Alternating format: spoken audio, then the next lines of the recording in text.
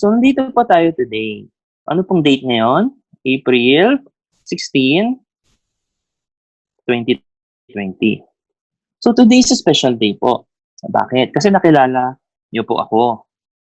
Hindi, joke lang po. Kasi I'm going to help you create your financial plan. Pag sinabi po nating financial plan, ano po yung unang pumapasok sa isip natin? Di ba, pera? Pag sinabi nating plano, we plan for the future. If it involves money and your future, meron po dapat tayong goals. So, ano yung mga goals natin sa buhay? Ano yung mga pera goals po natin? So, ano po yung pinag-iipunan po natin? Bakit po tayo nagtatrabaho? Provide for our family. Provision po. Bakit? Kasi ito po yung reality ng buhay natin. Kaya po tayo nagpapakahirap magtrabaho. Yung iba, nag-abroad pa, OFWs, babarko pa yung iba, away from their family. Pero we have to face the reality that we have to provide for them. Ano pa po yung pinag-iipunan po natin at pinagpaplanuhan po natin? Like kung may family na po tayo, ano po? It starts with letter E po. Education. Bakit importante po ang education? Bakit po? Tama. Kasi sabi po ng mga matatanda, ito daw yung tanging kayamanan na maipapamana mo sa mga anak mo na hindi mananakaw na maski sino. Okay? Ano pa po para sa future natin? It starts with letter R po. Retirement. Unfortunately, dito po sa Pilipinas, wala po tayong retirement plan, lalo na sa ating government. Yung SSS, it's not enough. And yung mga bata po, like yung mga millennials, inisip nila malayo pa yung retirement. Pero unfortunately, when they turn mga 50s, mga 55 years old, ano pa ba yung gagawin pa nilang retirement planning if 5 years na lang magre-retire na sila? So basically, dito sa Pilipinas, wala pong retirement planning na nangyayari. And lastly, 8. Ano po yung pinag-iipunan po natin, pinagtatrabuhon po natin is yung aspirations natin sa buhay. Kasi in this world, live by needs alone. Kailangan din natin yung wants. Once in a while na nakakain tayo sa labas, we can go to places na gusto natin, travel goals na mga ganon. Diba? Now, ito po yung tanong ko po sa inyo.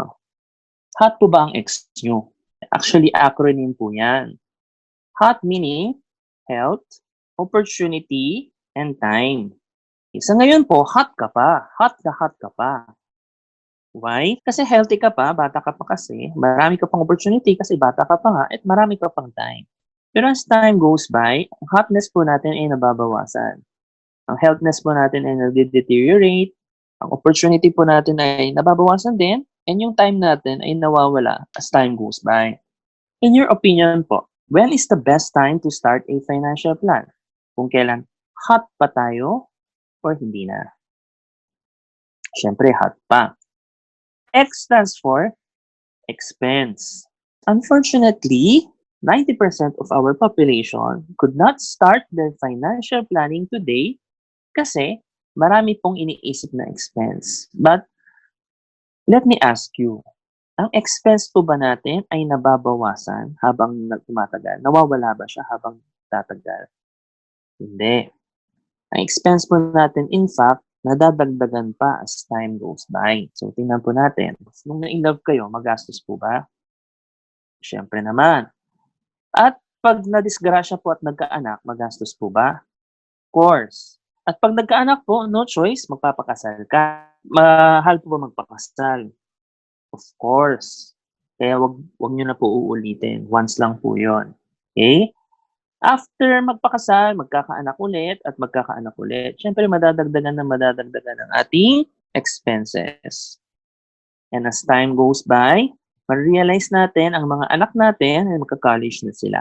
So what did you notice? As time goes by, paubos ng time natin, pero palaki yung expense natin. We always say na saka na lang tayo mag-start ng financial planning, may next month naman, may next year naman. Pero sa kaka-delay po natin, yung later po, nagiging never. There are two types of people in this world. Particularly, in our country. Unfortunately, 90% ng ating population, ganito po yung lifestyle. Itong itlog na po ito, this represents income. Ito po yung income, spend it. Makikita nyo, lampas pa siya actually. We spend more than our means. Yun po talaga yung nature na mga tao. In this scenario, sa tingin nyo, makakapag-save po ba tayo? Of course, hindi. Pero, congratulations kasi you belong to the 10% of our population. Okay? Ganito po yung lifestyle. This is your income. It's a save muna tayo. Maski gaano siya kaliit, at least may savings. And then we spend it. So there's no big difference. We spend more than our means. Pero ano yung napapansin nyo? Ano yung kakaiba? Yes, may savings dito. Na-secure nyo yung savings. Maski gaano siya kaliit. We need to PYF. Meaning, pay yourself first. Or plan your future. Most of parents, katulad ko, magulang, we tend to give the best there is for our children. The best education, best future, that's why we're doing our best, we're giving our best for them. Pero, ang nangyayari, ano po, yung para sa atin na, yung susubo na natin, binibigay pa natin sa kanila. So, what happens to our retirement? Wala na po. Kasi, binuhos na natin lahat sa kanila. Pero, ano pong nangyayari when we retire? Ano po yung nawawala when we retire? Katulad po ngayon, COVID. No work, no pay. When you retire, mawala kang income. And, pag wala kang ipon, saan ka napupulutin ngayon? Laging sinasabi po ng millennials, YOLO. You only live once. So, magpakasarap ka na kasi you'll never know kung kailan ka kukunin. Napaka-ironic na nun. Di ba?